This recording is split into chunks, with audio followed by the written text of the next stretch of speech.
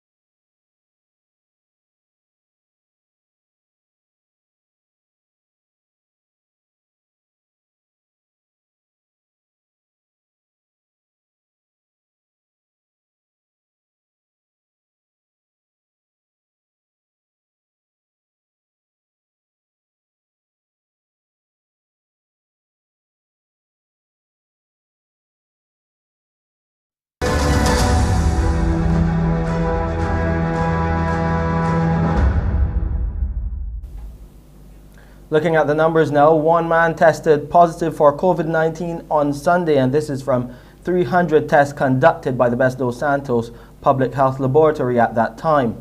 This brings the country's number of confirmed cases of COVID-19 to 4,037 since the start of the pandemic in March last year. There are currently 17 people in isolation, and the virus has claimed 47 lives. Under the national vaccination program, 88,033 first doses have been administered, while 62,267 people have received both doses and are fully vaccinated. Commissioner of Police there, Gary Griffith, says officers will intensify their efforts at least 2 to 3 hours before curfew begins each night. Speaking during yesterday's press conference, Commissioner Griffith said he hoped this would put an end to the irresponsible behavior by people who tried to beat the curfew. More in this TTT report. Increased criminal activity and persons speeding along the roadways are some of the reasons Police Commissioner Gary Griffith gave for a heightened police presence in the hours before curfew begins each night. Commissioner Griffith noted that some of the drivers caught speeding along the roadways were intoxicated. With immediate effect, we intend to intensify our policing, especially at the period from 2 to 3 hours before each hour being the period of the commencement of curfew on that specific day, where we'll have many roadblocks, we'll be doing DUI testing, and we'll be doing speed testing as well, to put an end to the irresponsible behavior we're seeing of people flying at ridiculous rates to get home. According to the police commissioner, there was also increased criminal activity as persons would commit robberies during this period.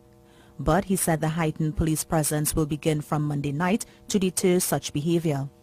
Commissioner Griffith reminded persons that the restrictions are still in place, and while hardwares can reopen on certain days as announced by the Prime Minister on Saturday, tile shops are still closed. The latest is warehouses and companies that sell tiles. They are trying to justify that they are hardwares. You are to be closed. I do not want to have to keep reaching positions where we will advise you to be closed. You would be arrested, because we cannot continue to have people just blatantly breaking the law and then trying to use ignorance as an excuse. He said rather than breaching the regulations, people should call the COVID hotline at 74-COVID to determine if they are allowed to remain open. Let's go further afield now. The annual Dragon Boat Festival has been held in Hong Kong despite those COVID-19 restrictions and tightening controls. It is one of the city's most popular events, though social distancing meant fewer races and spectators this year. Please put your mask on properly. Hong Kong wants to show that life here will soon be back to normal. And on a day like this, that's easy to imagine. As hundreds of people took part in one of the territory's biggest annual festivals, the Dragon Boat Race. A scene that to some offers proof Hong Kong's freedoms remain intact. But it's also a place where it seems social distancing rules are selectively enforced. It's rare that this event can happen during the COVID-19 pandemic. Our team is fully vaccinated, and we have full confidence in the abilities of the organizers to maintain safety protocols. I'm not that surprised, but the fact that no one's social distancing, it's a bit scary as well. Just over a week ago, the government banned another popular annual event, the June the 4th Vigil, that commemorates those killed by Chinese troops in Beijing's Tiananmen Square 32 years ago. The authorities said the order was justified on public health grounds. It didn't stop small acts of defiance. Strict health regulations are not the only controls people are dealing with. It's almost a year since China's leaders imposed a draconian security law, a response to months of often violent anti-government protests here. It's 10 minutes after the hour of 6, but we know you're getting ready for the Tuesday edition of Morning Barbados. Here's Pearson. Thank you, Shane. Good morning, everyone. Well, coming up when you join me here on Morning Barbados, Agent Shirita will be by to tell us about some of the requirements necessary for different types of businesses. How do you begin to put it all in place so that you do have success? This coming Friday, horse racing returns to the Garrison Savannah. We'll be joining with the liaison officer to find out what protocols have been put in place to ensure that this season goes unaffected by anything at all. And also we'll continue our look through the developmental milestones of children. Our pediatrician will join us to share more on that. When you join me here on Morning Barbados. Back to you, Shane. Thank you so much, Pearson. Well, the NHC has a new general manager. You'll find out who that is on the other side of this break.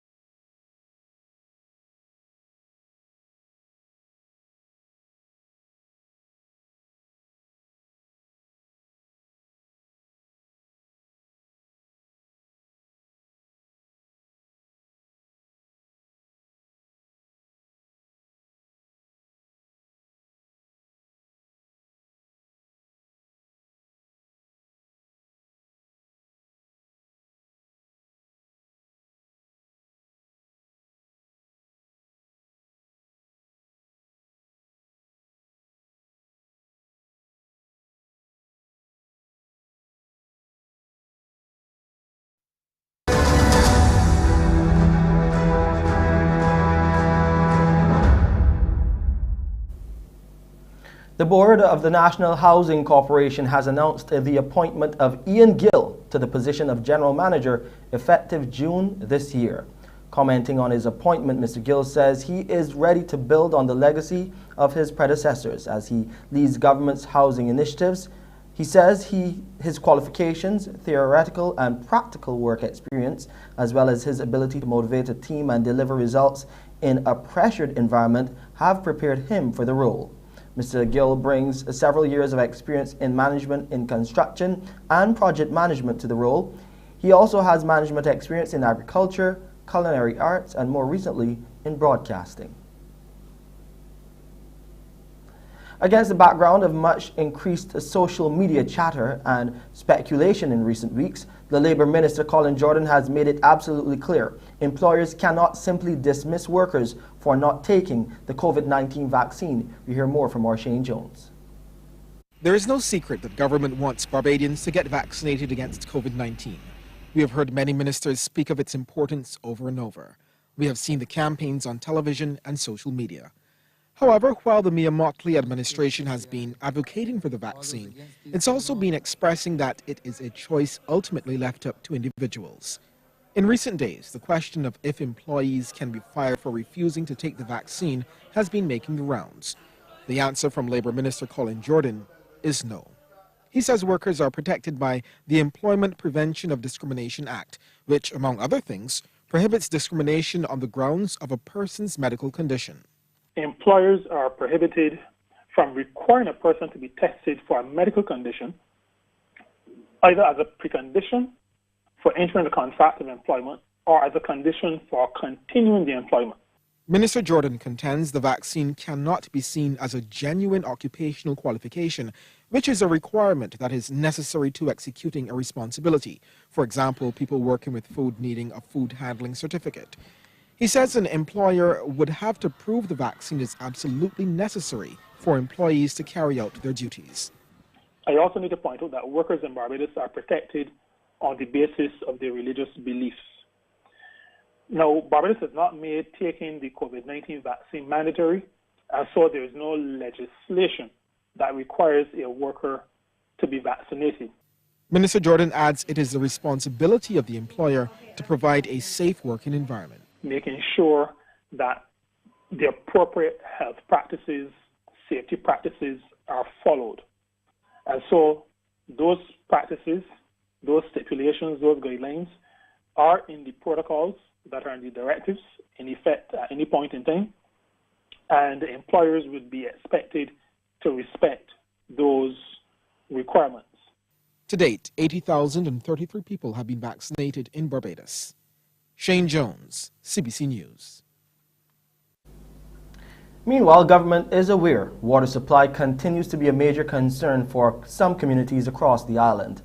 And the Minister of Transport Works and Water Resources, Ian Goodin-Edgell, has given the reassurance progress is being made in the ongoing national push to improve the water supply for all Barbadians and ultimately reduce concerns about dry taps. The minister gave the update during a Barbados Labour Party Christchurch East branch meeting. Rianne Phillips has more in this report. that new 1.3 million gallon tank, concrete tank, to be constructed at Rising Sun will be completed in this calendar year. Water Resources Minister Ian Goodin-Edgell providing an update on the multi-million-dollar investments to alleviate dry taps. But we're going further.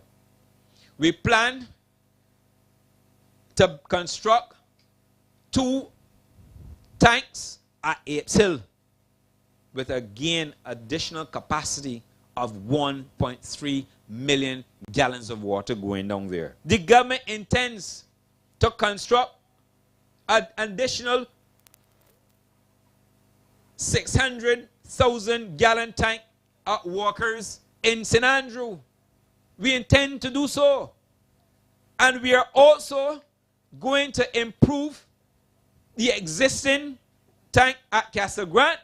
He also explains how officials have been building out the fleet of water tankers at the state-owned Barbados Water Authority. The government, through the Barbados Water Authority Board, approved the procurement of 28 new water tankers in Barbados. 7 are already at the Barbados Water Authority. They're being sanitized. 12 tankers are expected to leave the Bridgetown port tomorrow for delivery to the Barbados Water Authority. And the remaining 9 tanks, to bring it to a total of 28, will be on island before the end of this month. And recognizing the importance of rainfall to the local water supply, Home Affairs Minister Wilfred Abrams says officials have been preparing for the downpours expected during this hurricane season. Anybody looking around Barbados would realize that we have spent more money and put more effort into clearing the country, debushing, clearing drains, cleaning the side of the road. We have put more effort and money into that than probably any other government has ever done. Because clearing the drains and clearing the wells does 2 things. It allows us to reduce or mitigate incidences of flooding. It also allows us to be able to recharge the aquifer. During the proceedings, branch members who are fathers were presented with gift baskets ahead of the June 20th Father's Day celebrations. Brianne Phillips, CBC News. The way forward is expected to be difficult for heritage tourism here in Barbados, and a call has been made for the industry to work together in a post-COVID-19 environment, as there will be intense competition among providers. The findings came out of the Dollars and Cents of Heritage webinar organized by the Division of Culture within the Prime Minister's Office and the Barbados World Heritage Committee. President of the Barbados National Trust and head of the Garrison Consortium, Peter Stevens, told the webinar that allaying fears will rank high, as the public will want assurances that places and sites are safe.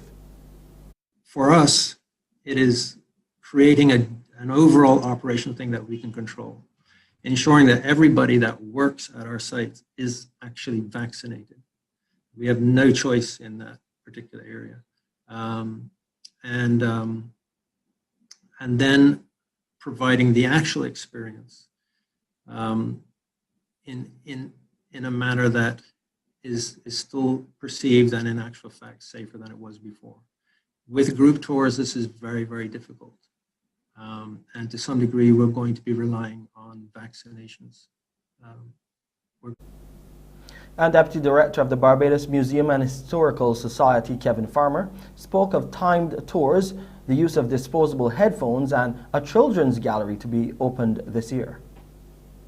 What we've seen opening back up is locals coming through. We're not charging. We're asking people to give a donation. That has been working for us. We're also reminding them that their donation actually goes towards the upkeep of the museum and the upkeep of Barbadian history.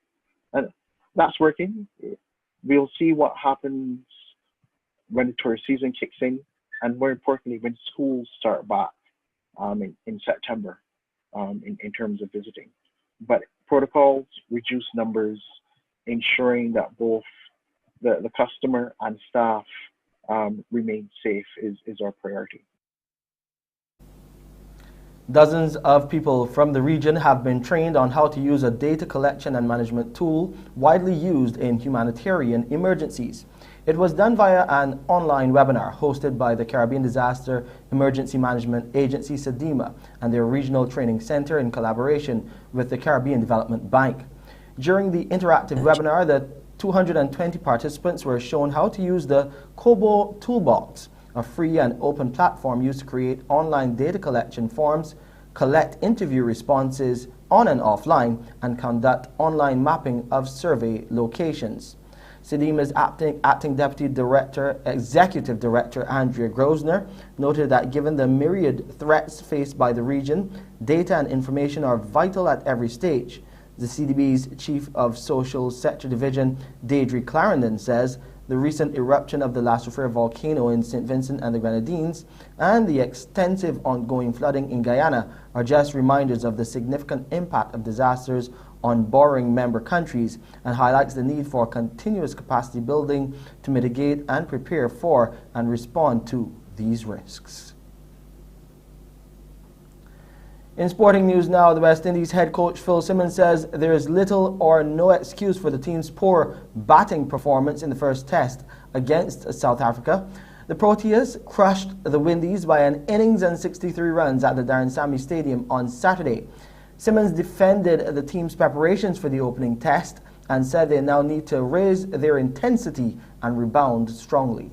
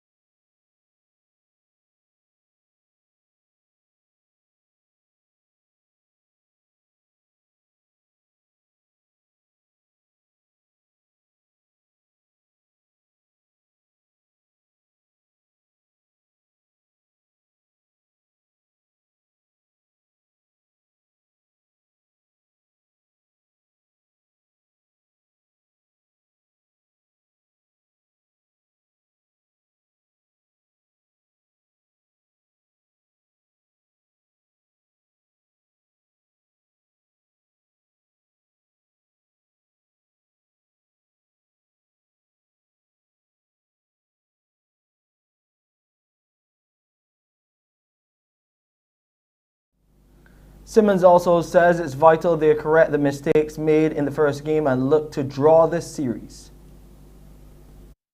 I think the fact that we need to bat well in first inning, the other fact is that we need to bat what we did in all those matches. Someone called earlier 350, 400. We batted for 100 overs, and that's been one of our targets. And we need to find a way to do that against this team. I think if we bat 100 overs against this team, we're putting ourselves in a good position to put them under pressure. We played well in 4 test matches, but again, that's only the start of how you have to get up the table and how much you have to play. So this has shown us that, you know, there's a lot of work still to be done, which we kept reiterating to the players all through last week. You know, there's a lot of work still to be done, so we need to keep working. Now, the margin for error against high-quality bowling like South Africa, and this is at the international level, is very slim, and the Windies felt that firsthand in the opening test against the Proteas. Damien Best gives his take on what went wrong in that first test for the hosts.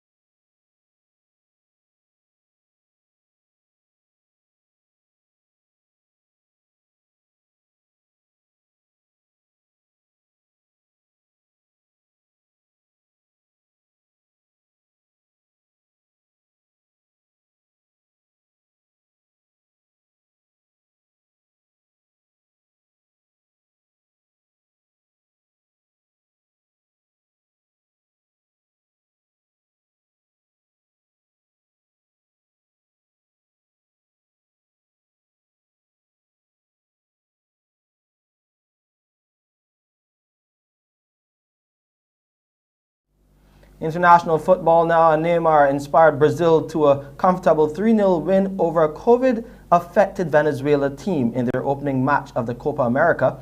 12 of the Venezuelan players and coaching staff tested positive for COVID-19 before a Group A fixture, which also includes Colombia, Ecuador, and Peru.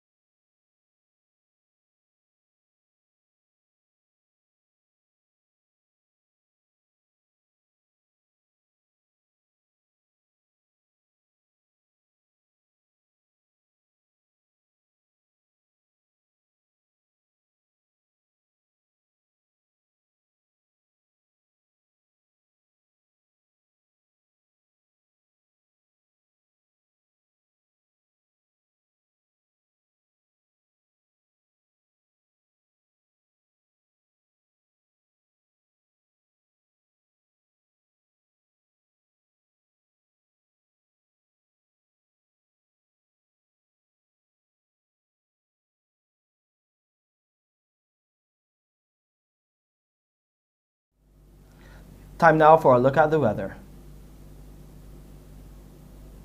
It's 28 degrees Celsius on the outside already. We're expecting a little scorcher today.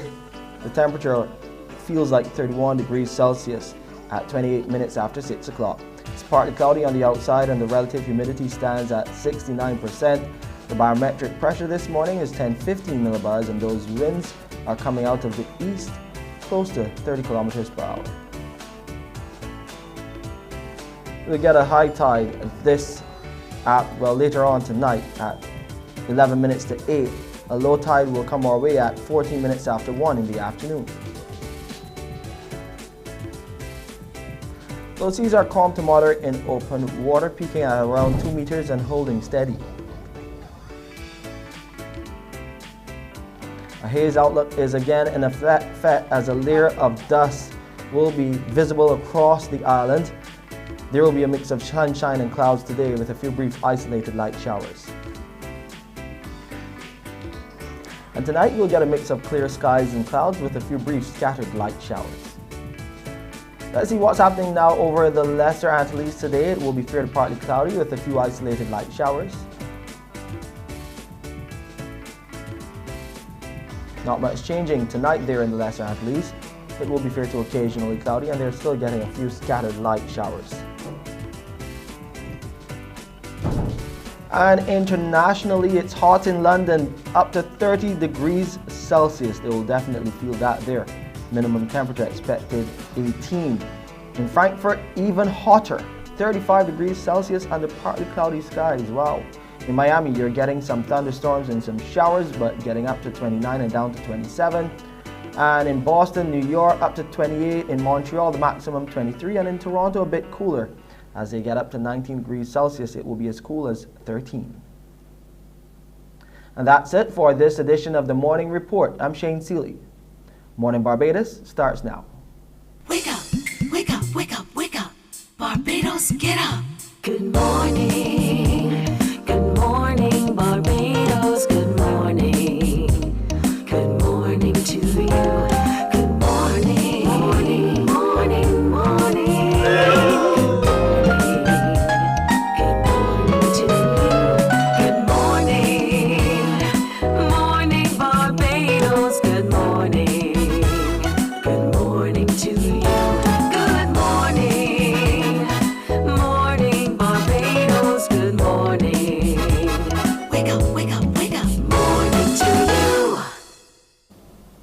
And good morning to you. It is Tuesday, the 15th of June, 2021. Welcome everyone to Morning Barbados. To those of you watching us on our Facebook streams at CBC Barbados and Morning Barbados, a wonderful day to you. And on our YouTube channel, Caribbean Broadcasting Corporation, as always, grateful for your company. Today, our real estate agent will share with us some of the requirements for different types of businesses. We want to look at senior citizens' homes and just what are some of the conditions you ought to be mindful of as you engage in that type of business. Thornwood will also be joining us today because we want to continue our workout exercises, just making sure to be ready and fit throughout these protocols and these changing times, and that we are A-okay. So we'll be able to talk to him a little bit about that and some of the things that he needs for us all to be able to do. Don't forget, he has his personal training regime on, and all you need is to contact Caliphate 246 to have them come to your home at your convenience at a time most convenient to you to engage with your fitness regime. We'll also today be looking at, and it's just gone completely from my head, We'll be talking a little bit about the situation with the Garrison Savannah. Yes, horse racing will be on Friday, and not Saturday. And what changes are there going to be happening there with the Garrison Savannah as we get ready for a new season of horse racing? As you do know, there are some protocols that would prohibit just a little bit what we are experiencing at the Garrison, but we're excited to see horse racing back, and I'm sure a number of you are as well. There will be some changes, and what are those changes we will share with you as well here on Morning Barbados. But let's get started with the children. I believe the children are our future. Teach them well, let them lead the way. Someone famous said that, and I echoed it here this morning. That someone famous is also Dr. Julian Birchwood, who is our pediatrician, as we continue our look through the development stages of our children. Good morning to you, Dr. Birchwood. Good morning, good morning. I'd love to hear you sing that, Pearson. Don't tempt me so early in the morning. Don't you dare. I truly do believe they are our future. Now, over the weeks, we've been looking a lot at their early childhood development because it's so critical. It's so critical that our children have the best start, their health and their milestones of development as well. I want to look at the brain development today. And oftentimes, we assume that as the child gets bigger, the brain commensurately develops in the same way. But at the beginning, what are some of the things that as parents and guardians we need to be mindful of as it relates to our child's brain development? Yes. Brain development is quite amazing and miraculous in children during the first few years of life. During the first 2 years of life, literally every second a new connection is formed in the brain. I remember when I first learned that, the person illustrated by snapping their fingers every second. Every single second is a new connection formed. And so therefore, those early interactions are really key and crucial for establishing new connections. So the more a child is stimulated, the more brain connections there are. And children who are neglected or not stimulated or understimulated in the beginning literally have far fewer brain connections. And that translates into a difference in the development. So early stimulation is absolutely crucial in making sure that your child's brain grows and develops to their maximum capacity and ability. The quality of that stimulation, though, I suppose, would also be very crucial. You know, you can snap the finger, you see a reaction, or you can shout at the child, you'll also see a similar reaction. But so therefore the quality of interaction has to be critical. So what would you recommend to be quality stimulation at a very young age? Yes, and of course it depends on the child. So you have to be aware of the child's developmental abilities at each different stage. So for example, a newborn baby, quality interaction is talking one-on-one, making sure that the child can see your face, seeing contrasts that helps to develop their vision, because babies can't see very clearly in color in the very beginning. But as the child gets older and their development progresses, what they should be able to do becomes much more complex. So you will see developmentally appropriate toys if you go into any toy store, because they would have studied what the developmental potential is at a particular age. So for example, if you have a child who's about a year old, a lot of the toys will focus on getting the child to stand, move, walk, and use their fingers in a more complex and coordinated way. So each stage will bring its own developmental potential, and the toys and stimulation will be different. And as parents, it's not good enough to just put a toy in front of a child. Sitting there and interacting with the child is also incredibly important to enrich the stimulation and make sure that they benefit not just from the toy, but from your interaction with them. Quality time is so important. You're so right. And for a lot of children, it starts with breastfeeding and how the mother interacts with the child during breastfeeding, whether she's angry or not. She strokes the child's head while the child latches on to feed. And then there's bathing time. There is nothing to stimulate the child like bathing time. That's true. There's so many types of stimuli that are happening during bathing. So there's sensory stimulation of feeling the water on their skin, of being touched, which is such a powerful stimulus for children, as you hinted at with the breastfeeding. Then there's the sound of the water splashing, the feel of the soap on their skin. There is a lot just in simple activities that we take for granted that helps to stimulate even a very young child. Breastfeeding, touching, holding, bathing, going for a walk outside, the feeling of the sun on the skin, seeing the birds and the leaves, all of these things are simple but really very, very important for early stimulation. And you're quite right. I grew up thinking my mother was the best singer in the world. I seriously did. Because she sang and she sang and she sang. So therefore, you thought that was the best voice you'll ever hear. So for a child, that is so critical that you communicate verbally as well with this child. Let them hear you sing. Let them hear you laugh. Let them see you also engage in those happy moments. So that kind of interaction will also be critical to stimulating the child's developmental center through the brain. I think that's so very, very critical. But I also think that to be able to say to your child, I love you, and to express it in those tones as well, I suppose will also help with development of the brain and the senses. Yes, babies don't have to be told that they're loved to know that they are loved. It's in everything that we do, the way we hold them, the way we look at them, the way we talk to them, the way we care. They receive love in so many different ways. And a baby that knows that they are loved grows and develops with a confidence, and their abilities are different from those, for example, who grew up in an atmosphere that might have been stimulating, but not really filled with love. So having that foundation of love, it might sound cliche, but it really does something to that brain and the way that the brain is wired as the child grows. So that's absolutely true. Can you overstimulate a child? I think that too much of anything is probably not a good thing. So for example, if there was a constant barrage of what we call sensory stimuli, flashing lights or, talking to them constantly, you should be talking to your children a lot, but you have to actually have a balance. So overdoing it can provide sensory overload, can make the child overly wired and jittery. So sometimes you can tell when a child has been overstimulated because sometimes they can be anxious. By overstimulation, it means that you also don't give them time to rest and have the periods of time where they would be eating, or just quiet time is also very important. I think it's not common, but it is possible to overstimulate a child. So how do we know that our child has delayed brain development? How can we identify that?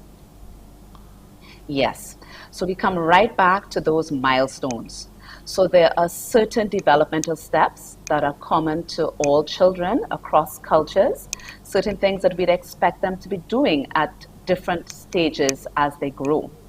And these are referred to as the developmental milestones. So we keep a close eye on those milestones. And as the child grows and develops, for example, we expect them to be smiling by the time they're 2 months old, to be rolling over by the time they're 4 months old, to be sitting up and babbling by the time they're 6 months old. So there's certain common things that we'd expect children to see. Seeing a delay in one thing may not be concerning, because sometimes children will just skip a step and go on to the next one. But seeing multiple delays may be an early sign for concern. So for example, a blind child or a child who has visual difficulties may not look and focus at the parent at the age that we expect them to. They may not smile because they're not seeing a smile that they will then learn to return. So following the developmental milestones can be very helpful, and parents will often, we have Dr. Google nowadays, so parents will go on the internet and they will see for themselves, which is incredibly helpful, that, I think something is wrong with my little one. And when you think something is wrong with the little one, of course, you take that child to the pediatrician for further advice and analysis. And maybe then that's where you would recommend a different kind of specialist? Yes. So the first step, if a parent is concerned, is to take them to their physician. The physician will do a more detailed assessment. They will look at how the child is interacting. They will check the growth, because sometimes there are many things going on at the same time. And they will do a more detailed developmental assessment. So after the more detailed physical and developmental and growth assessment, they'll be able to come to a conclusion as to whether it really isn't anything to worry about, because sometimes it's simply a matter of reassuring a parent, no, this is quite normal and fine. Or there may be red flags which will need to be explored further. And in a situation like that, additional tests may need to be done, or they may need to be referred to a developmental specialist, a developmental pediatrician, for example, for further assessment, or they may need to refer to a psychologist or some of our other therapy colleagues who will be able to do much more detailed assessment, for example, of physical development or speech development. So it's very important to work alongside colleagues in that situation. I think it's very heartbreaking for a parent to know, you see the child developing normally, in quotations, and then let's say by age 3, 4, there's a regression. And so you're confused as all the while my child could talk, it could walk, my child was doing all of the right things, and then suddenly something changed. How do you begin to manage that, and what do you begin to look for when those changes occur? Yes, developmental regression is a major red flag and a really significant concern. The explanation may be simple and rectifiable, or it could potentially be more ominous. So let me give you an example. I once had a patient who was about 4 years old who was doing extremely well in her preschool, functioning at a very high level. And then all of a sudden, one term, her abilities seemed to just drastically decline. And then when we did an assessment, we realized that she was having a problem seeing. She needed glasses. And so she was not able to function well. And at that age, children don't know to say, well, I think something is wrong. So she simply sat there and didn't see the board. And so getting glasses made a big difference. On the other hand, there can be underlying medical conditions that can cause a child who is developing normally to regress. And those sometimes require much more detailed testing. So it's really important, if you notice a change and a decline in the child's abilities, that's a big red flag. Don't delay, go to your pediatrician or your child's doctor. Absolutely. There's an age range, 7 to 11, where I'm told there's something called concrete operational, being able to have that operational thought. Those are just words in the heads of a parent. So what are we talking about when we say that between the age of 7 to 11? Well, when we're talking about concrete operational thought, a lot of times what we're looking at is the child makes a direct connection between, they have a concrete way of thinking. So, it's a little hard to present certain concepts to children because they may not be able to receive those concepts in the typical way. So you can't teach a child who's 7 to 11 certain concepts the way that you can a child who is older, because they're not able to think in a more abstract way than an adult or an older child or teen can.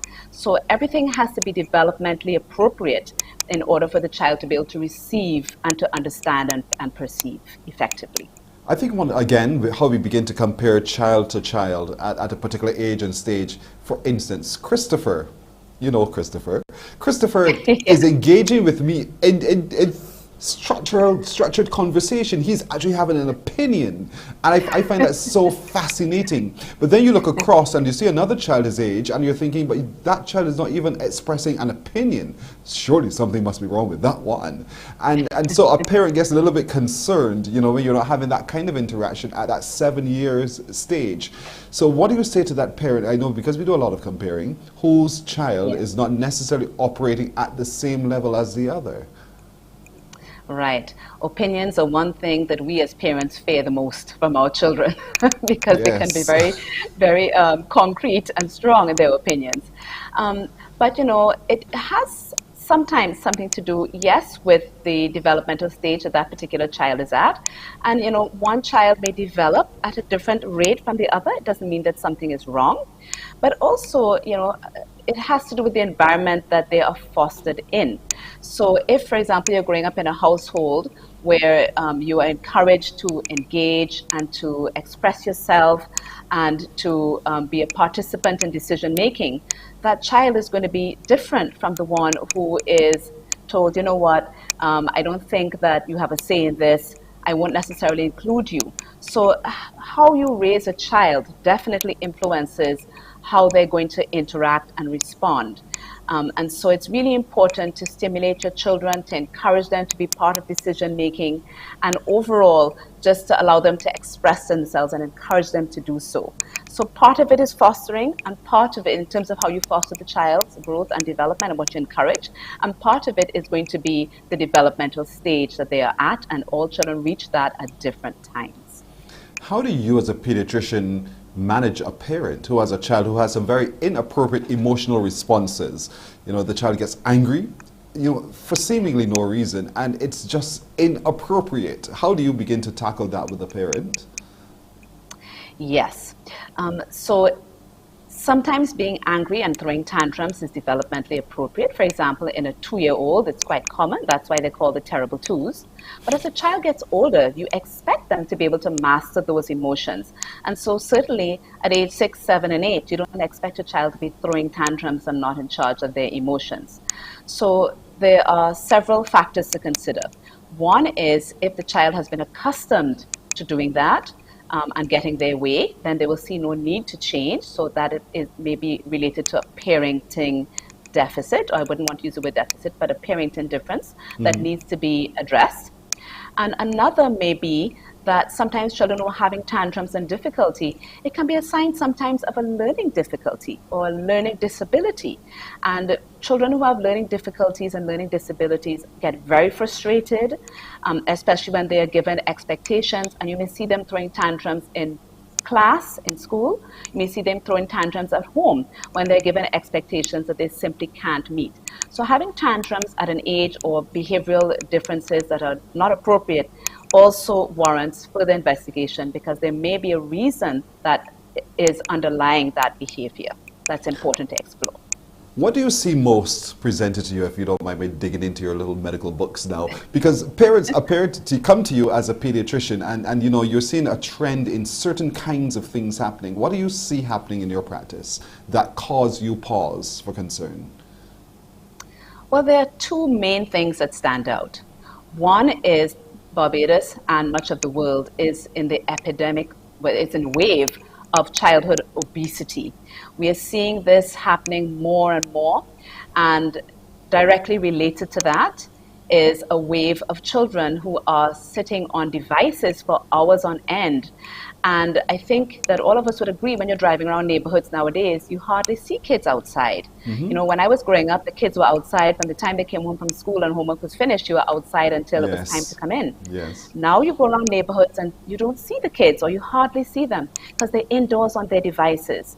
Sometimes it seems convenient for parents because the children don't give any trouble, but it's really interfering with their development, because they're not learning how to climb trees, run around, use their hands. And so all of this affects different aspects of their development.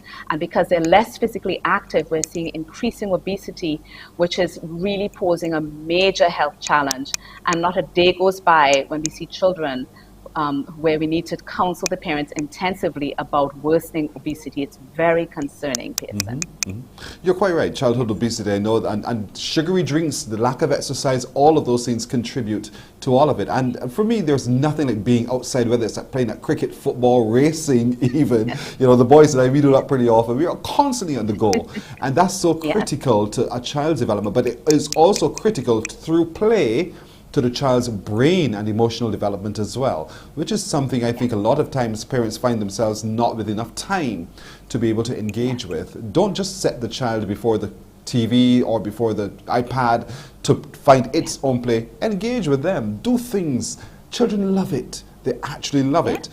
Reading is also one of those things that would be critical to the stimulation of the brain, and that's what we're focusing on this morning for those who might have just joined us.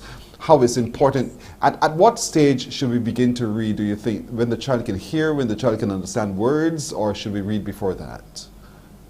Oh, that's a great question, and that's one of my favorite topics. You read to them and talk to them from the time they're born.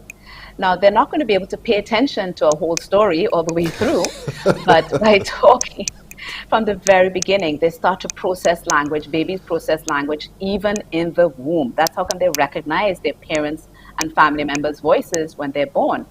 And it's very clear that children who are few minutes every day when they're read to on a regular basis, their verbal or vocabulary development, I should say, is drastically different. It's thousands of words different by the time they're even just 3 years old. So I can't underestimate the importance of reading. So it helps them with their vocabulary, with their grammar, with their sentence structure. And I can immediately tell when a child has been read to regularly when they come into my office, even from as young as a year and a half and 2, the differences are quite stark. So reading is such a great way to help your child's development and to engage with them and to help them really pays off. You're quite right. And even in that communication, because communication is two-way, you communicate with your child, but you begin to see how your child respond to you, and you begin to not just foster that bond, but to guide the child in its ability to be able to respond appropriately. Because that's the stage at which children are desperate to broaden their vocabulary, to broaden those senses that we talked about a little bit earlier as well. And because oftentimes we forget that, you know, as you said, with the snap of the finger, so many things are triggered within the child, and it just builds capacity with every sense that is stimulated as well. So a parent today who is feeling frustrated because the child is not showing the kinds of responses it wants to have happen, what do you say to that child today, that parent today? Well, first of all, it's to establish whether it really is a problem or not, because sometimes parents are worried about things that don't actually turn out to be a concern. So again, a check-in with your child's physician can help to reassure you as to whether you should actually be worried or not, because most likely and most commonly, there isn't anything to worry about. However, if there really is a genuine difference, it's really important for the parents to know that all is not lost. You know, if there really is a difference, there's a lot that can be done to help the child to develop in whatever particular area they may be having difficulty. So parents often think this is going to follow them for the rest of their life. It's all over. My child's life potential is going to be impacted. But that's not true. Children are little sponges. And when you intervene early and when you work with them all the time, they really can grow, develop, and catch up in ways that are amazing. So not to be discouraged, but to get the help if they do need it, and early and frequent is key. It is so very, very important what you've just said to be underscored. But let's get to you for just a moment, if you don't mind. What brings you greatest joy as a pediatrician? I love watching the children grow and develop. It really fills me with joy and pride. And, you know, I love that, you know, I would have seen a little one from the time that they're born, and that you grow with them through the years. And, you know, it really makes you feel so proud, you know, when you see that their pictures in the paper and they've done this, or the parents come and tell you, you know, little Johnny couldn't do this before, but now they can. You know, it makes you feel really wonderful. So I absolutely enjoy my job for that reason in particular. And you know, you're right, because I've seen you at work, so I've seen the joy and the care that you give to those children as well when they come as little babies in arms, and how they develop as well. So the obesity is what gives you cause for pause. The joy is seeing them develop into able-bodied people as well. And for anyone who's watching this morning who are questioning, we know what a pediatrician is. What is a neonatologist? What do you say to them? Well, the first thing I say is a neonatologist is not a neurologist who can't spell. We look after premature and sick newborn babies, and they are also my heart. When they're born, they're so tiny and vulnerable. They literally can fit in the palm of your hand, and they need so much care, support, and development from an entire team. It's not just the neonatologist who would look after them. It's the nurses and all the physician staff, the orderlies and the health aides that are on our newborn intensive care unit. And many times when people see our intensive care unit for the first time, they are in shock. They didn't know that we had such a facility in Barbados. And, you know, our smallest baby was about 500 grams, which is about a pound. And they would have spent several months. Sometimes our babies will spend 6 months on our intensive care unit while they're growing and developing and getting ready to go home.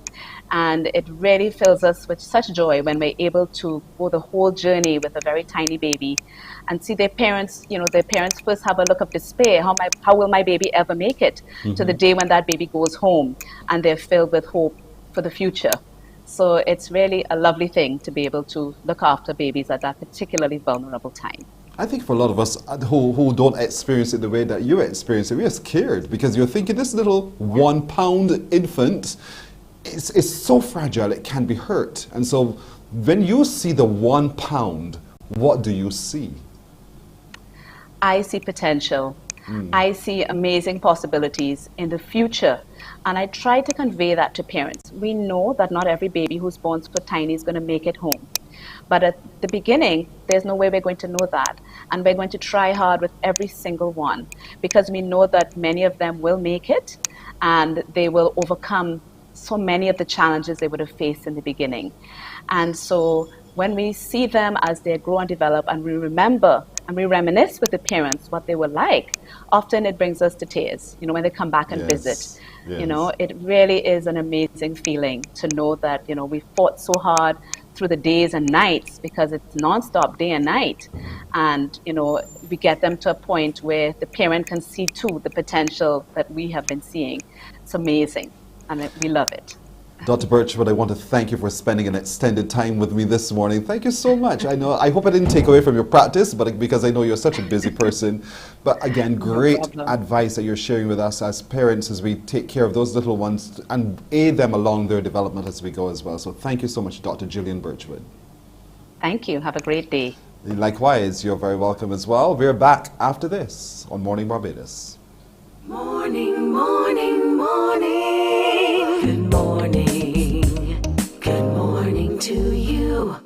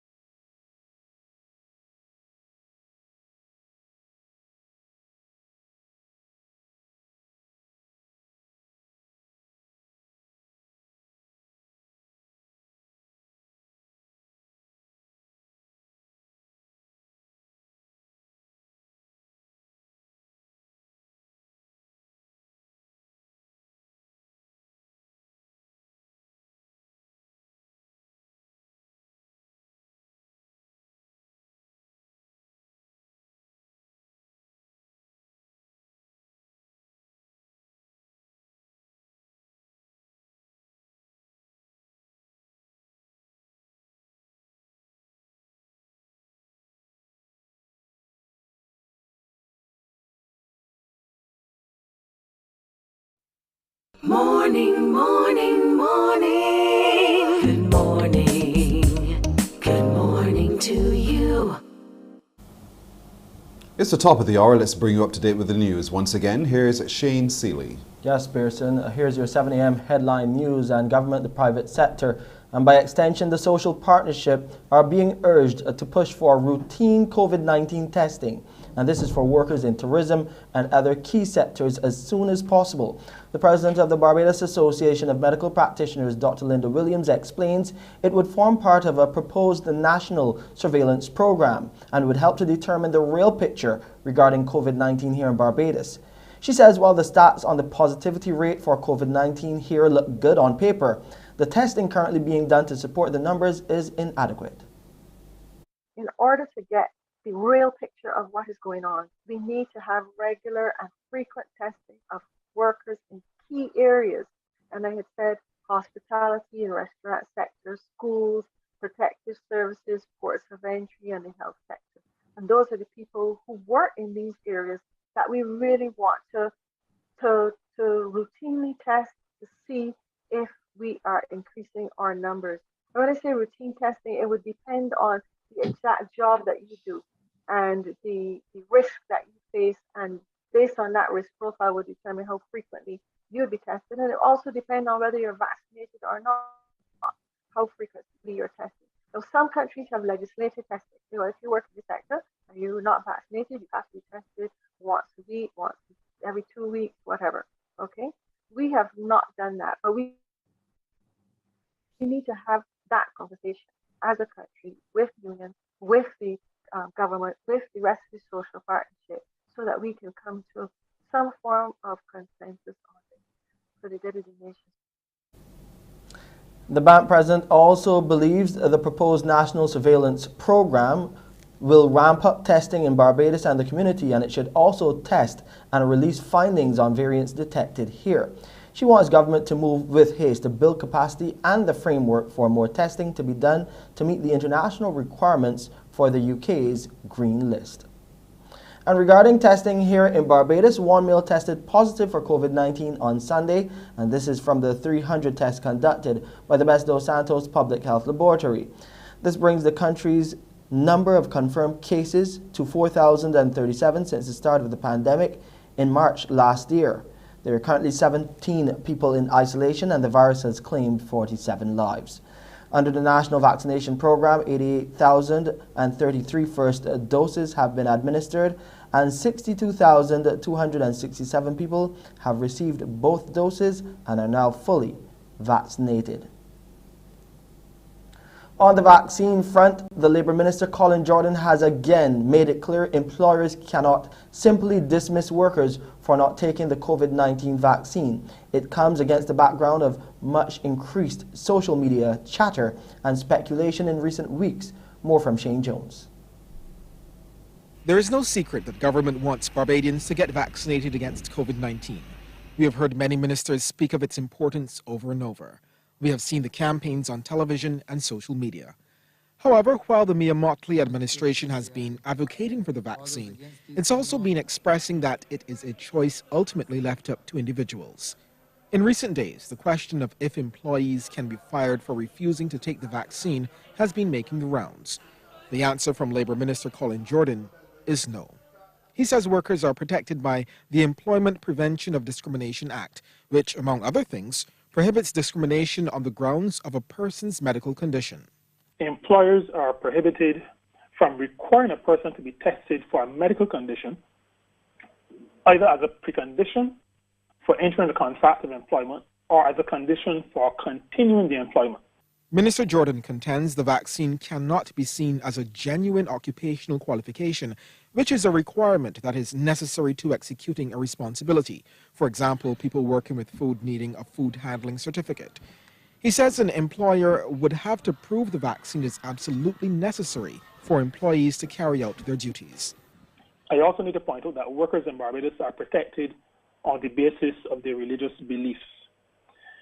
Now, Barbados has not made taking the COVID-19 vaccine mandatory, and so there is no legislation that requires a worker to be vaccinated.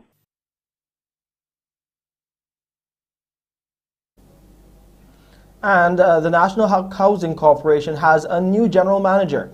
The NHC board has announced that Ian Cupid Gill has been appointed to the position effective June 2021. Commenting on his appointment, Mr. Gill says he's ready to build on the legacy of his predecessors as he leads government's housing initiatives. He says his qualifications, theoretical and practical work experience, as well as his ability to motivate a team and deliver results in a pressured environment have prepared him for the role. And that's your 7 a.m. headline news. I'm Shane Seeley. Back to you, Pearson. Thank you, Shane. It's now 6 minutes after 7 o'clock. We're going to take a break here. And when we're back, your turn to win with our Crumbs question of the day. Stay with us. Morning, morning, morning. Good morning.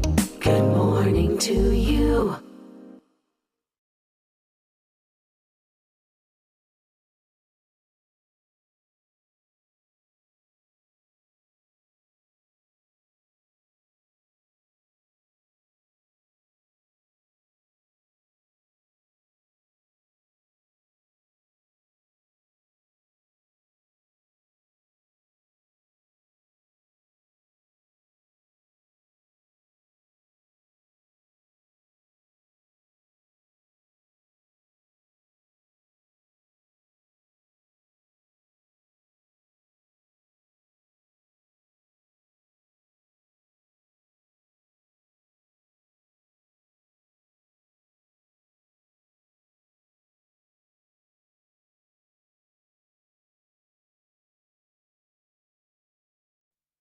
Morning, morning, morning. Good morning. Good morning to you.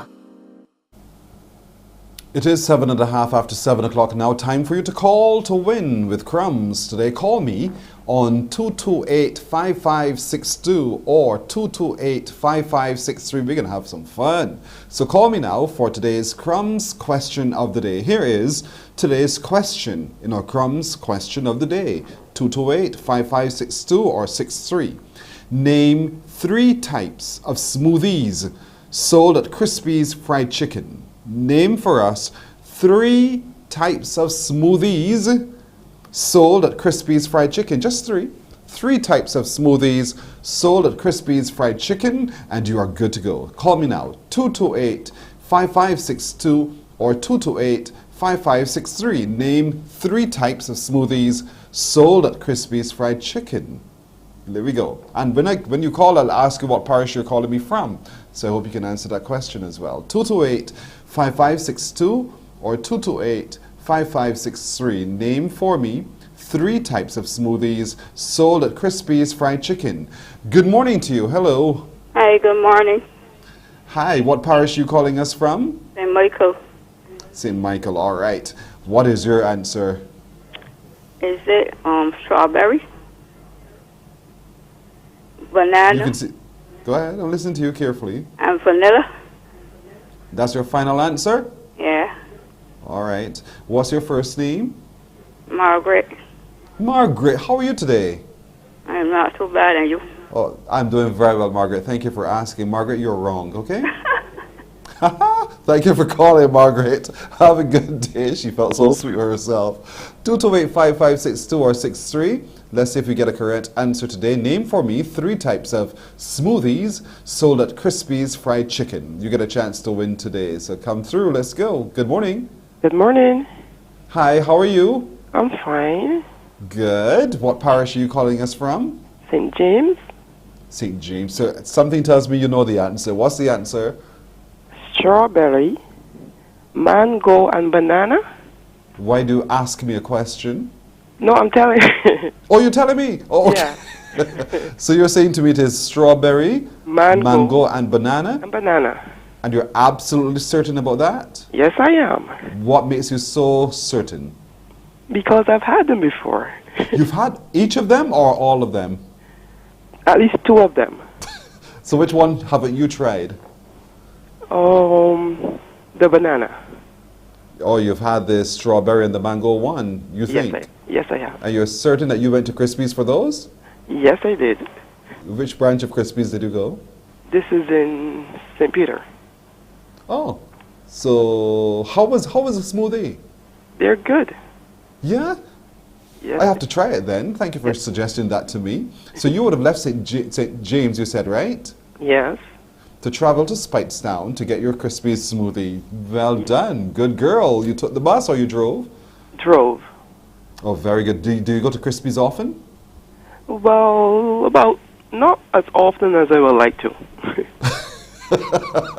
So what's preventing you from going as often as you would like to? Well, you're still trying to keep away from going too many places. Oh, because of the protocols. I get you. I get you, you security cat. Anyway, what's your first name? Andrea. Andrea, good to meet you, Andrea. My name is Pearson, but Andrea, you are absolutely, look at what my head is doing. You're absolutely right. Thank you. You're welcome, Andrea. Stay on the phone, Andrea. We're going to take some other information from you. Andrea is very, very right. Mango, strawberry, banana. You can get those 3 different types of smoothies from Crispy's Fried Chicken. She went to the Spite Stone branch, so she got hers from there. Where are you going today to get your smoothie from Crispy's? Check it out today and enjoy. So Andrea, well done, Andrea of St. James. Tomorrow, it could be you from St. Lucie who calls to win to get it right. So well done indeed to Andrea. That's our Crumbs question today. We're back with another one tomorrow. And we're back after this break. Morning, morning, morning. Good morning. Good morning to you.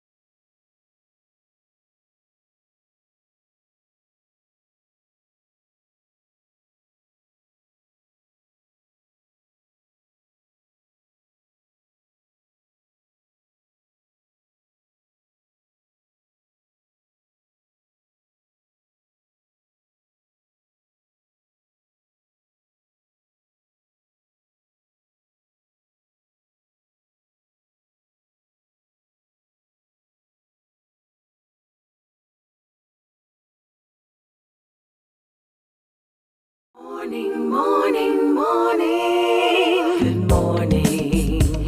Good morning to you.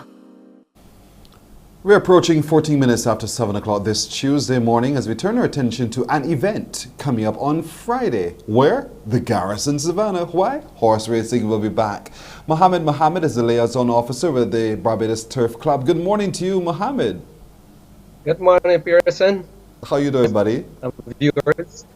I'm okay, not too bad. That is good. Schoolmates we've been. So, Mohammed, Friday, horse racing will be back at the Garrison. Yes. So let's talk about that, because traditionally horse racing is on a Saturday, but you're actually doing horse racing this week, Friday. How come? Because of the protocols, and we're trying to limit crowd and so Saturday you get larger persons at work on a Friday, so to avoid the crowd or any problems with the police or whoever is monitoring the crowd outside, we try to work at that time. So it's for better crowd control on Friday. But you know that obviously now limits the number of people who would want to see the races. Are there any other restrictions? Can I come still to the Garrison to watch the horses go around? No, you can't. There are only certain people who can come, like registered owners on the day, the riders and the grooms. Okay. Other than that, we go online and watch live, and also your MCTV Channel 18 is showing it. That's right. That's the thing I wanted to hear this morning, that folks will know, because you cannot be at the Garrison to watch it live. You can actually see it on your website, or you can see it on our MCTV as well. So horse racing comes to MCTV, folks. All of you horse racing fanatics, you can watch it on MCTV as well. That's great news. But what about the punters who like to be able to bet? What arrangements are being put in place for those? Yeah, there's going to be in place that you can purchase, or what Beijing will call phone, and do the wager through the phone that way. Oh, so it seems as if you guys have thought of everything, right? Well, you have to move it. The times COVID changed the entire world. Let's talk about the cards on for this Friday. Tell us how many races, and talk to us about what we can expect then. Including would be the 140, which is the top horse, is going 7.8. 6 months, everybody just to go, eager to run, just want to ride. Everybody just want to see a horse run right now. So I sympathize with those that cannot be here. Be honest, but I hope they understand the protocols or the reason. We either get the races with no crowd, or then we don't get no races at all. Until the entire country is open up, we have to move with the times. In the initial stage, because I remember other countries last year did this stage where they had no crowd, and then they open up gradually.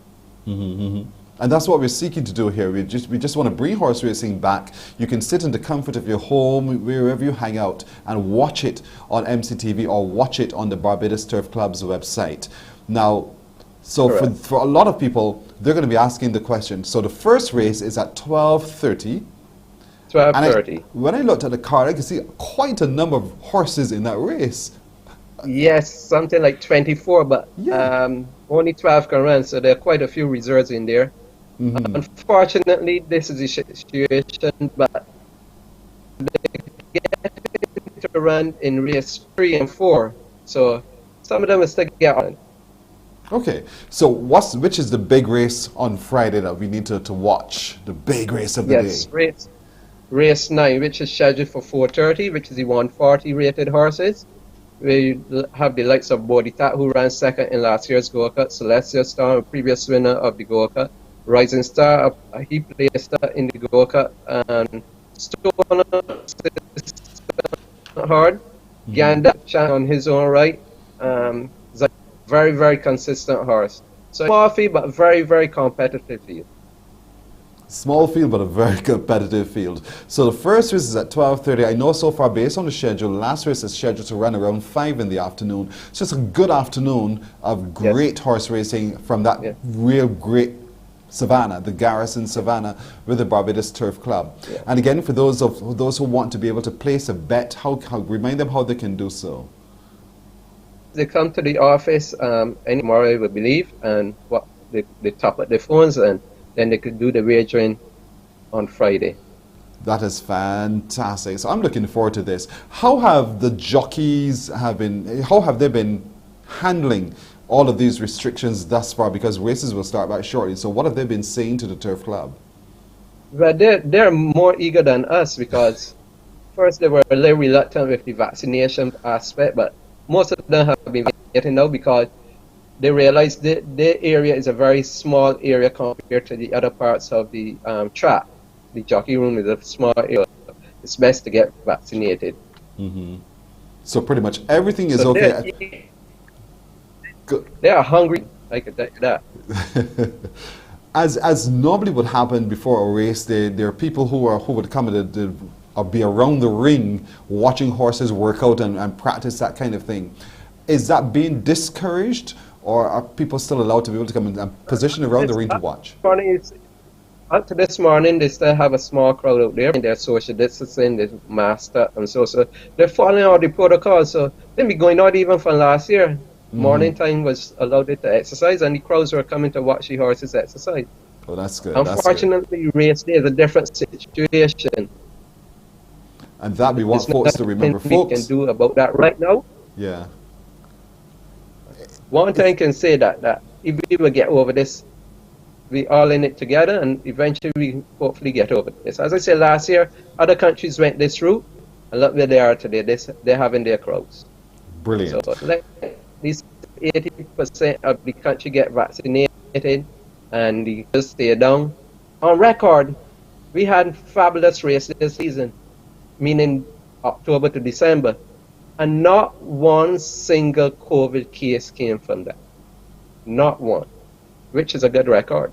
Absolutely. So the records will begin to roll again from Friday, this coming Friday at the Garrison Savannah. You cannot go to the Garrison to watch. You can, however, watch on MCTV. You can, however, watch on the Turf Club's website,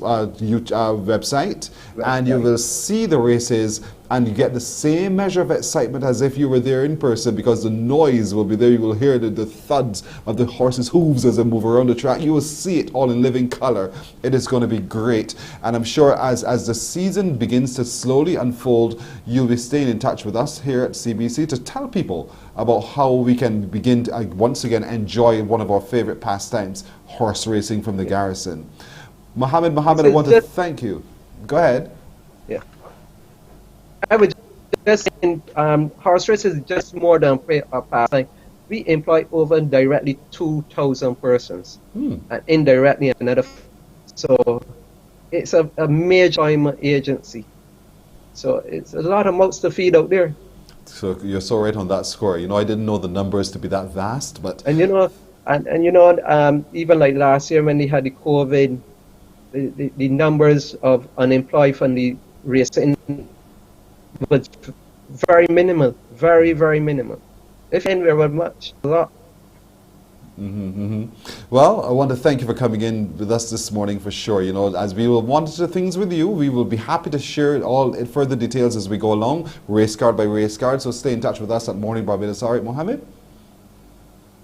Yes, thank you, Pearson, and thanks again. You're very welcome. Mohammed, the liaison officer with the Barbados Turf Club, racing at the Garrison Savannah, races on this Friday from 12:30 the first race, 5 o'clock the last one is scheduled for, but it's going to be an exciting race day. You can watch it on MCTV. We will let you know that channel number so that you can watch it yourself from the convenience of your home and still have the great fun you have with those animals going around the Garrison Savannah through horse racing with the Barbados Turf Club. We are back after this break. Morning, morning, morning. Good morning.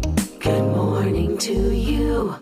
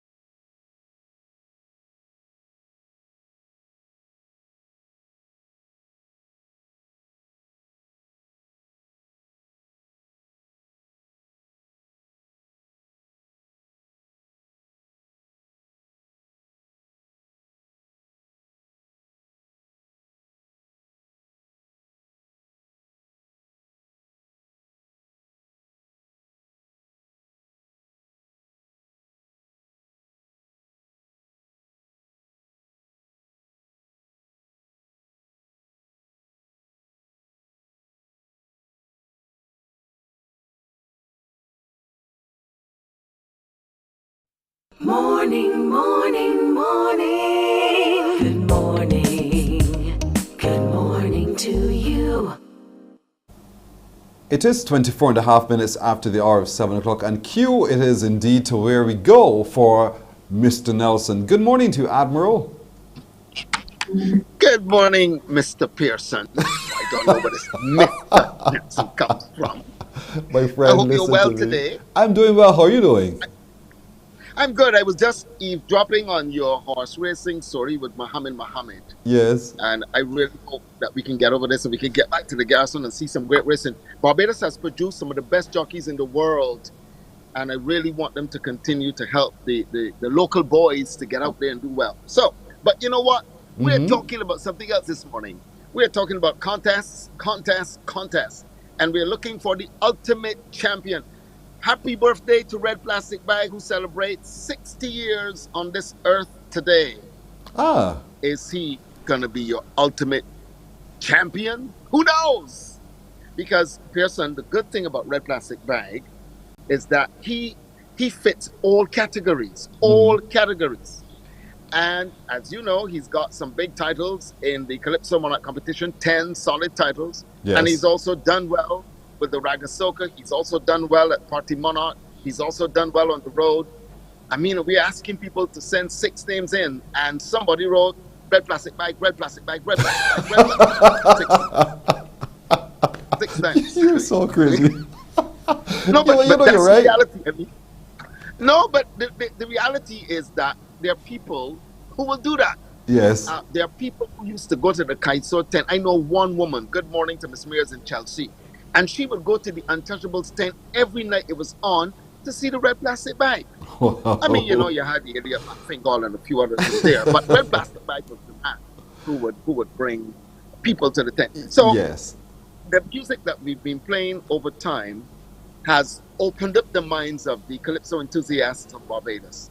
But I still believe at the end of the day, this coming down to just a few like that. Look. You can see that? I see it. 2, 3. Okay, I good. see them. Only 3. But the whole thing here is that we're asking everyone, and they have until tomorrow. Tomorrow is a deadline to get your entries in. So we're asking folks to identify for us their top 6 in the Kaiso world, you know, whoever they are, write down their names and the song associated with that name. Similarly for the soca competition as well. And submit by tomorrow night, midnight tomorrow night. Because your entries are going to determine who makes it into the preliminaries. Now, person, I know that you follow music, not just Kaiso, but you follow music. So if I had to put you on the spot for just a minute, who you think you could choose for this competition? But you see this? I don't want nobody blaming me. That Pearson boy was the final judge. He would have picked anything. That is not the case. I don't have a hand in that part of it. But if it were me, my six could include. Let's see with the Kaiso one. It could include. Well, it could include Edwin Yearwood. It could very well include Invader number 3. It could include Rasaili. As a matter of fact, do you know the one "Don't Let Kaiso Die"? Of course. Listen, that is such a sweet song for real for me. Of course, it could very well absolutely include the Mighty Gabby. It could include the same RPB. It could include Romeo, and it could. That's for the Kaiso. Yes. And of the females in the Kaiso now, it could include Donella. It could include TC. It could include Natalie. Those are the females. You got Crystal Cummins Beckles? Correct. I mean, and all of them. Do you remember Marcy? Do you remember Miss B? Do you remember all of those females? Correct. And so they could be on the list as well. Now that's the Kaiso bit for now. For the soca, the options are something else. You know, you're going clear here now with me. Because there's so many songs, and the thing is, the person doesn't have to have necessarily a whole catalog of songs. It could be this one song that I like, you know, that comes through for me. Yes. And if that's the case, then it could be Basil, Bounce Around. I like that. Bad. I like Shakil's Collateral. Bad. Certified Feta, Mr. Blood. Bad. I could go on. You know, and again, Gabby could use her. Gabby could pop in there, you know, and a whole host of other people as well. This soca one is much more difficult for me to whittle down to 6, simply because I love soca. I noticed that you didn't mention, and you can't mention all, but we also got to remember Biggie Irie in there, who would have been the first one out of Barbados to win big in Trinidad. And that song, Now Going Home, is still one of the biggest songs in the party. And when you go back to St. Philip, you see that song, that Red Plastic Bag won at Kensington Oval with, that is still one of the biggest party songs in Barbados. Something's happening. Yes. But let me tell you something. You've got a lot of entries coming in. I don't know how we're going to do this. Tomorrow is the day when entries comes to a freeze. I don't know, Pearson. Are we going to have enough time with this? Somebody said to me yesterday, Admiral, but our entry time is so short. And I write and write. I said, well, keep writing. If you write all night and don't sleep, you just might meet the target. Go. And you're right. The thing is, you can enter as often as you want. You know, you don't have to say, I've sent my email and therefore I can't send another one. Send as many emails as you want to send, because you will find that the more, the merrier, the greater the opportunity for your favorite to come through. And you have until midnight tomorrow night to get it all in. Because we're looking for this ultimate Kaiso champion. We're looking for the ultimate soca champion as well. And so for you now, it's going to be tough. Very tough.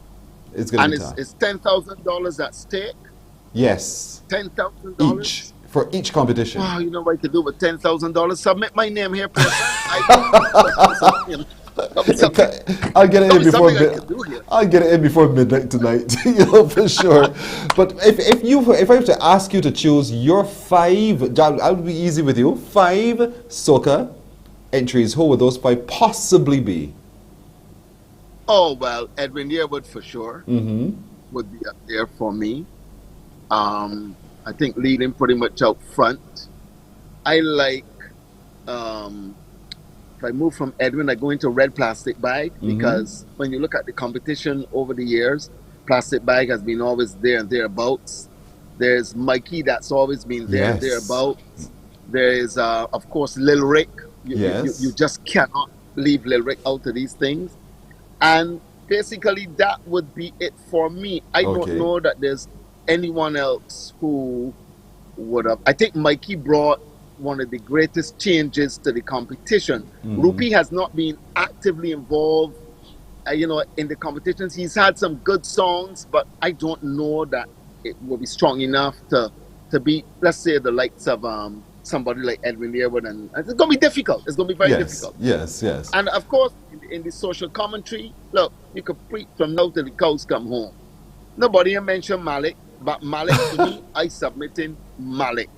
He's one of the best phrasers in Barbados. You mentioned Romeo, and I agree. Romeo has to be considered. But there's somebody that we are forgetting. You see that boy, Smokey Bird? Oh, yes. Hello. Yes. You're right. Hello. You're right. Now, you're right. But we're talking Smokey, and we haven't mentioned one of the deadliest of the people, a fella called Iweb. True. There you go. Iweb. So when you put them fellas together in that category, then you come to Red Plastic Bag and you come to Mighty Gabby. Because if you're fair, I don't think that there's anybody who would have entertained us over the years as much as Bag, Gabby, John King. Yes. John King. Yes. Ian Webster. These 4 must be considered in the top draw. All right. In the top draw. Folks, prove him wrong. Prove me wrong if you want to prove me wrong by submitting your entries.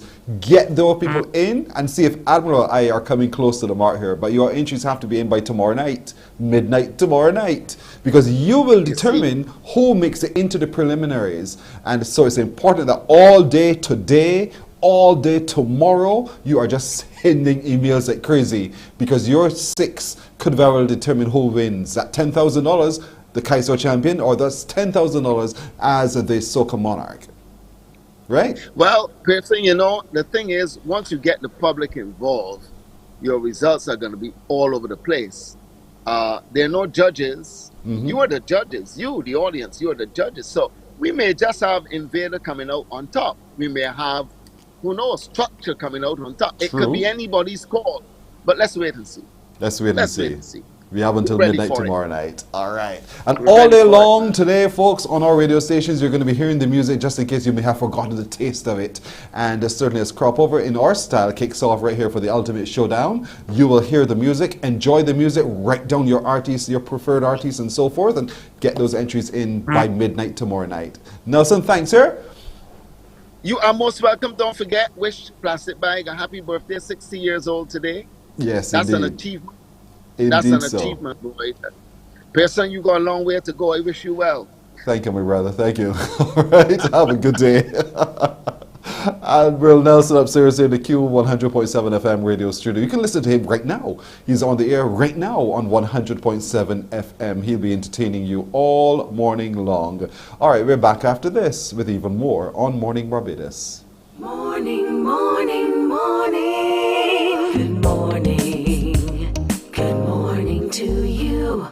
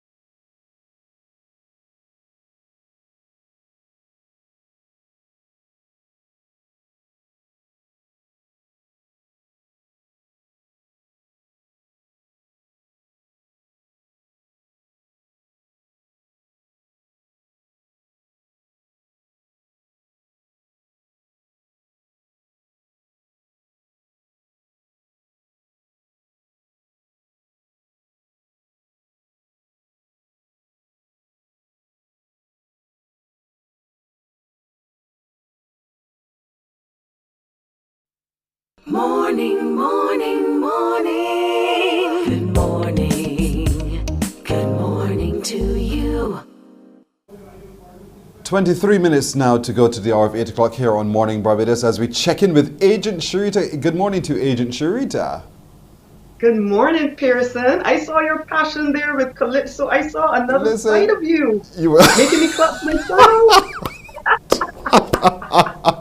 Listen, girl. Listen. Oh, well, I was going to say, bonjour, my friend from Paris. You know, and for those who don't know, there is a video that is becoming viral of Agent Sharita playing the part, and it was so skillfully done. It's beautiful work. Honestly, it truly is. These are the things that swirl around in my head, as you can Oh see, my and they come goodness. out. To live in your head is something else, I'm telling you. But it also gives us an idea to the length to which Agent Sharita would go to get the job done, even though she's kidnapped. So make sure you watch that. Turbulence is floating around on Facebook and Instagram. It is really beautiful to watch. Get a copy. You can find it on our Facebook page here on Morning Barbados as well. We've posted it there for those of you for your convenience to watch it. Agent Sharita's Turbulence. Thank you. Well done, well done. You and your husband did some really great work there. Thank you. We had fun. We had fun. I can see that. Let's talk a little bit then about what we're looking at today, which is the requirements for different types of businesses, you know, as it relates to the real estate agent's role in all of this. Where do we start? All right, so I want to touch today on senior citizens' homes. I had the privilege of visiting a client just a week or so ago, and he was ready and raring to go for a senior citizens' home. However, he couldn't get the license because, simple thing, the doorways were not wide enough. And it hurt my heart because he was ready, he was passionate, but the infrastructure just would not have been passed. So there's some things that you need to know before you head out there, and if you have the gift of giving, you know, that care and provision to seniors, you might want to hear some of these things before you decide to pursue an actual home for them.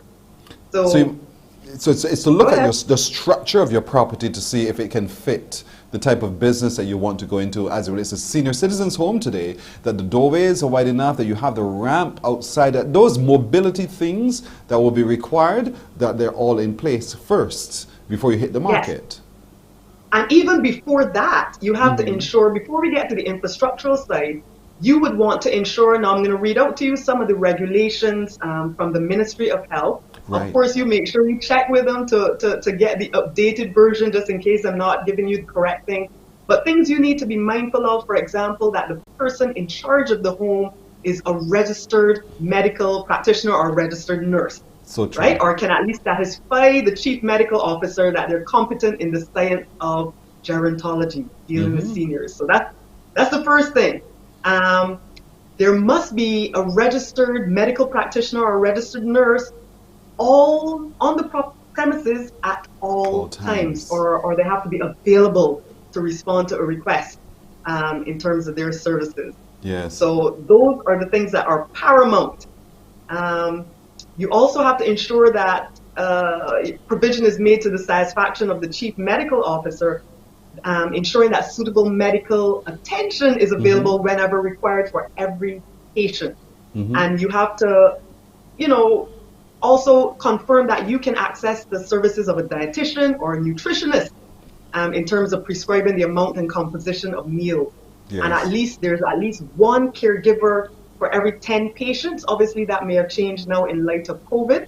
So remember to check with the Ministry of Health. But those are some of the foundational elements that you have to have in place. For your staffing requirements, yes, for real, you have to have all of those critical roles filled so that those who you care for can be adequately cared for. But then you also have to look at, we got that sorted out, the property, because oftentimes some of the guests, I'll use that word for now, the residents of your senior citizens' homes would have other capacity issues, whether it is that they can't walk ably or that they're in early or late stages of dementia, and so the potential to wander off. So security is going to be one of the things you need to look at. That is essential. There are some properties, for example, that you might propose to be considered, but they have loads of stairs. So you have to convince the Ministry of Health, for example, that anyone up the stairs is an able, well-bodied person to get around. You can't risk slips and falls with seniors. And then even things like your patios. Seniors, they love to get that fresh air, and they may wander off when you're not mindful. You have to ensure your patios are reinforced, or at least the doors to any patios and balconies, are closed at a time that they're supposed to be inside. Supervision is key. Now some other things that you might not have realized, even in terms of the sexes, patients of different sexes have to be accommodated in separate wards. And also you have to have one toilet for every 8 patients of each sex. So imagine if you have a one bathroom home, that obviously is not going to work. You have to make provision for each of the sexes. And even in terms of bathrooms, space, everything nowadays you have to think of in terms of wheelchair accessibility. So imagine handrails, adequate length and width in hallways, toilets, and shower stalls. It's a lot that goes into it. Location, to my mind, is also going to be critical. In your retirement years, you don't necessarily want to be in the place where it's all the hustle and bustle going on all around you. You just want to relax and enjoy your moment. And location, as in real estate, is always important. So help us understand what's the kind of location that is best suited to perhaps the senior citizens' home. Well, think about it. Seniors are at that stage of life. They have lived the hustle and bustle life. They just want to relax and cool out. And especially too, if they're not in a space that is home, they want to feel like it's a sanctuary. So you have to make it that for them. So you'll find that senior homes have very peaceful colors on the interior. Nothing to get you feeling frantic. And the ones that do well have good outdoor space. Patios where you can cool out, and even those reception areas where you can just relax, watch TV as a group, sing and engage. So you have to think of the space component for sure, and something feeling like a true retreat. You're right. You're absolutely right. That is so critical. But then there's some more high functioning. So I like the gardens, to have space where you can still use your hands and use your brain to be able to do a little bit of gardening, whether it's pruning or planting and different things around the property as well. But you need to have the space around you to be able to do so. Don't coop them up. Don't coop them up. No. And another thing I want to add on in terms of the safety of the residents, and these are other rules and regulations in place. Things like making sure that kitchen is not easily accessible, right? So kitchens usually have to be cordoned off. You'll find that the linen area, from a hygiene perspective, the linen area for soiled linen has to be separate and distinct from laundry chutes separating. Listen, there is a lot. So I just want to reiterate, for those who want to pursue this line of business, go and connect with someone at the Ministry of Health to see what is really involved. Now, before we go, I just want to give not a punitive lash, but a kind, endearing word to the Ministry of Health. Listen, I know they are stretched. Those officers do wonderful work, so kudos to you. But I just want to say this on behalf of some persons, caregivers and providers who are concerned, and I just want to reach out to you and share that they often feel that even though they apply for the license, sometimes they have to wait so long. Yes. 2 and 3 years, I've heard up to recently that it is discouraging. They want to do everything right, but imagine knowing that you are conducting a business that has not been given permission, but yet if you wait, it's 2 to 3 years. So just reaching out to the powers that be at the Ministry of Health. Remember, you are doing an awesome job. So don't see it as it's just constructive criticism. Help them help you, and hopefully we can get those senior homes, certified, licensed, and so forth a lot sooner. You're right, but as well, if I'm thinking of operating a senior citizens home, I might be talking to you, Agent Sharita, to say, Agent, I'm looking for somewhere where I can do this, not at my home, but a property that's perhaps listed anywhere that would help me to be able to achieve this particular business goal. And that's where we begin to talk more closely with you to help us spot that property. Yes. Now, I'm a listing agent, so I just market what's in my portfolio. So I tend to know immediately which house could be suitable for senior care. I just rented out one that is suitable for daycare. And these are hard to find. And unfortunately, I don't do a lot of searching because searches are very time sensitive. But just ensure that you get the copy of the regulations before you go looking for property. Don't look at a property, think it's cute, and then say, yeah, let's make this work. Find out the regulations first, so that when you reach out to realtors, they can guide you as to if it might meet your standards. Well said, well put, Agent Sharita. I can't. When is part 2 coming of Turbulence? You just have to wait and see, Pearson. Oh, folks, you're going to go online and watch it for it. You're going to love it. You're going to love it. But you're going to see the practicality of the real estate agent at work as well. So it is a really good exercise for you to watch Turbulence with Agent Sharita. You can find it on our Facebook page. It's on Instagram as well. It's on Barbados Real Estate's Facebook page. It is everywhere. And enjoy. Pearson? Yeah? I'm going to be honest with you. I did this just as a passion project. I like audiovisual endeavors. So I jumped into it. It was a vision I saw in my head and I executed it. I was not expecting hundreds of people to ask, where is part 2? I was like, I gotta do this again. Seriously, I was like, okay, don't keep me waiting too long. I want to see how the story develops. And there you go. Here we go. We're on something here, onto something with Agent Sharita as well. So watch it, folks. Turbulence, you're going to love it. You're going to love it, indeed. Thank you, Agent Sharita. All the best always. You're welcome. All right. Agent Sharita, just a phone call away. 233-8888. 233-8888. Real Estate Barbados is her page. All right. It's 11 to the hour. We're back after this. Morning, morning, morning. Good morning. Good morning to you.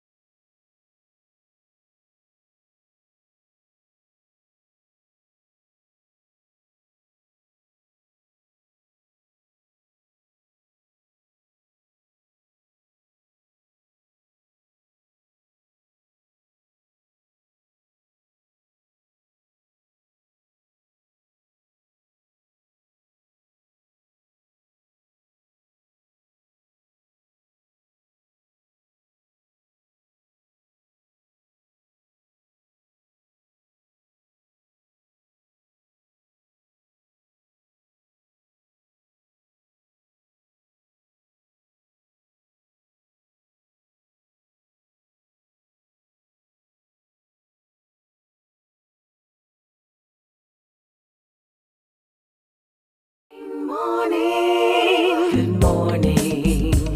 Good morning to you. We're 10 minutes to go to the hour of 8 o'clock here on Morning Barbados. Time for us to get into pandemic fitness with our fit guy, Mr. Califit 246 Thornwood. Remember, he has a personal training program that you need to make yourself available to. He can come to you with his team. They'll sit with you, work out your meal plan. They'll work out your exercise regime. And if you did what I had to do as well, they'll be able to measure so many things about you so that they get your body back into shape. Thornwood is his name. He is really great at his game. You can find him at Califit246. That's the at symbol, Califit246, or at Clee.woods. That's how you can find him right there. And he will work with you, his team. He has a team of professionals who are anxious to help you optimize your body, as well as he really works through with you the mechanics of your body. Now, traditionally, you know, I would have been in the space with him. And just when I had planned to come to do it with him, he is not coming in to do it with me. But that's all right. That's my boy Thornwood for you, Mr. Califit 246. So let's get fit as we work through all of this. Fitness also starts with what you consume. And part of what he'll be doing with you with his personal training regime is helping you to understand how what goes through your mouth also impacts on your fitness. So that's why it's so important for you to give them a call, check them out, and be a part of the PT program, the personal training program, where the personal trainer comes to you. So, Mr. Thornwood, good morning to you, sir. Hi, good morning, sir. We just had a bit of technical difficulties this morning. That is all right. That's all right, brother. Just when I got ready, I got fit, I came here prepared to work out with you. You weren't coming here. Yeah. You got away today. You got away. I know all that happens that you hear handstands last week, and you make sure that stuff happened at the studio today. But next week is another week. And I'm in a room where I have solid walls, so I could have done that with you. But that's all right. Next week is what? Next week is another week. Next week is another week. That sounds like punishment. That sounds like punishment. All right, so real quick, I'm just going to go because, you know, I know we press for time. Yes, sir. I'm try to keep it short. So I know, you know, a lot of people ask questions when it comes to cardio. And, you know, you're walking, you're running, you're doing all these things. You're like, I just can't get this weight off. I don't seem to be, I feel like I'm doing a lot of cardio and it's not working. And well, where I will say that cardio obviously has its merits, it is not the end all be all. So we're going to talk about something that most personal training professionals should know, and it's called the FIT principle or the FIT VP principle. But like, just keep it short. So you're talking about frequency, intensity, time. Got you. And the frequency is basically, you know, how often you work out, you know, how often you're going to put that work in, how you know, how many days you're going to put in and stuff like that. The time is how long your workout is going to be, basically. So are you going to just go and walk for 10 minutes every day, or are you going to go walk for 5? You know, obviously to increase intensity, you can increase time, you can increase how hard it is, you can do sprinting, you can do uphill, there's so many things that you can put into the workout, and that goes back to intensity in itself, in terms of like how hard are you working at that time. Right. So you might just be leisurely walking, you know what I mean? And because you're leisurely walking, then your heart rate is not high enough for you to see any real results. Of course, if you're coming from more of it, because there's so many limited factors to take into consideration. For instance, walking for me is not going to do the same thing for somebody who has been sedentary for most of their life. If you're sitting in a chair, I spoke about this with Chanel a couple of weeks ago, where we were saying that, you know, you sit at home, you lay down at home, you leave home, you go to work, you're sitting for 8 to 12 hours. Right. Then sometimes people even work overtime. Then because you're driving the car, you're sitting again. You leave work, you're sitting again. You pick up the kids, and then you go home, you're tired, and you sit again. Yes. So like, for a person who starts out like that, it will have more merit to them, as opposed to somebody like me who's obviously physically active. So you could kind of see how the two, you know, in terms of body types, and you take into consideration limiting factors, kind of come into play. Right. So for that person who does all the sitting and the not relaxing, but resting a lot, what is the level of intensity now that we would want for them to engage so that they begin that process towards reducing through cardio? Right. So generally, especially when it comes to those type of people who have have little to no exercise experience, my thing is to just get them to start.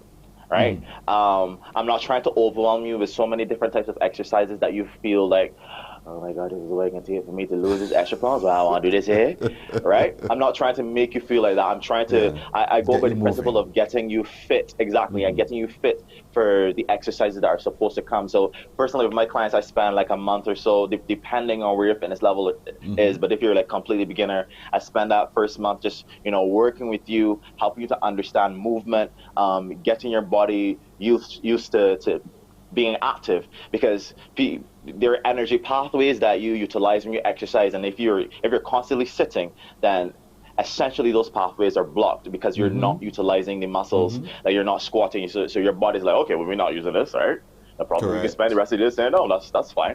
So I can't take a person like that and decide, okay, let me put you in a back squat wrap on your first day exercise, and your body's not ready. Your body simply doesn't understand that this is what's happening because we spend our time sitting. You know what I mean? So from Mr. Pearson here now, so you're suggesting that when I get home, I go for a walk, not a leisurely walk as if I'm talking on the phone, but take a good walk. Well, from Mr. Pearson, I might suggest that, you know, in between sessions on Mornin Barbados, you get up, you take a little walk around the desk, you do some squats, maybe some push-ups. I see that you have a table there, so you could do some nice incline push-ups, that kind of thing, and then walk with like a change of shirt when the days come, so that you're not too sweaty when you go on to each interview. You're funny. Fair enough. But yes, generally, if you spend the entire day sitting, you want to move around. Yeah, you're right. You know, from time to time, you know, just change your position. You see the length of the building that we're in, so I can walk up and down because there's stairways that lead from one end to the other and up and down. So I can do that a little bit throughout the day. I'm constantly moving. I'm always walking. Those here who know me know that Pearson's always moving. So that's important. So get up and walk. Get up and walk. Get up and walk. In the building where I can't get up and run, so get up and walk. Yeah, or you could go up by BT Hill and do some hill sprints, you know, Professor. Right, so I hear you. So so it's important that we begin to get the body ready by taking moving, that and basic then you thing understand, and then you understand that cardio is not the end all be all. There's so many things to take into consideration. There are limiting factors. Like I said, the FIT principle, which is your frequency, your intensity, time. When you go to VP, there's volume and progression, but that's a little more complicated. Where how much you're doing inside of the workout, and then there's obviously the progressive phase in terms of maybe you're increasing load. So it's just for you to completely encompass and understand, what is it that I am trying to achieve? What is it that I am trying to do? Am I trying to lose weight? Am I trying to build muscle? And that principle applies to almost every spectrum of training. Good. And all of this is wrapped up in the PT program with Thornwood. Of course, give Thorn a call. Most definitely. Let's give the number again. 245-3712, or you can reach us at califit246@gmail.com. We are bringing personal training to you guys. We're completely personalizing it. You can schedule it for your time and your time alone. So no more having to compete with people at the gym and trying to get into equipment. I know some people may be still a little, you know, skittish about going to the gym and being sweating with others and stuff like that. You don't have to worry about that, and it's no longer an excuse. Well, it's time for me to get up from here now. Time for me to get up from here. Most Thorn, definitely. as usual, thank you, my brother. Tomorrow. So, have a good one, my brother. Thornwood there. That's it for us this morning on Morning Barbados. I thank you so much for staying with us. We look forward to seeing you again tomorrow. Take care now. Bye-bye. Wake up, wake up, wake up, wake up. Barbados, get up. Good morning.